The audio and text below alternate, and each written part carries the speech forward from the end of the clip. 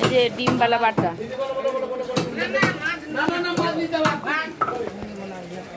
সবাই কেমন আছো? অসীমা ব্লগে তোমাদের সবাইকে স্বাগত জানাই।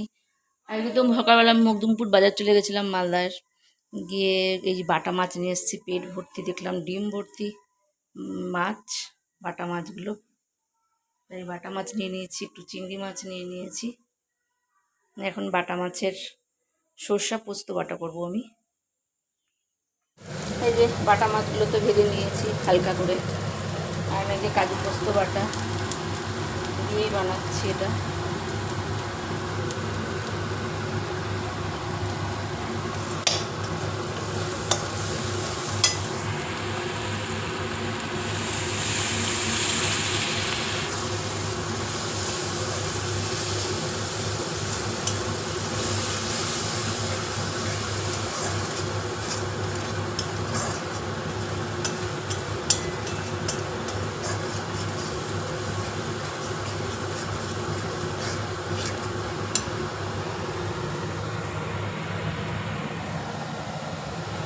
মশলাটা একটু কষে গেলে জল দিয়ে দেবো, দিয়ে মাছটা দিয়ে দেবো, আর ওপর থেকে একটু কাঁচা সর্ষের তেল দেবো।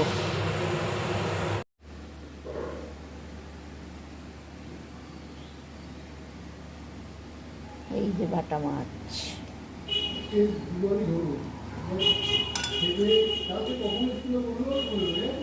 কে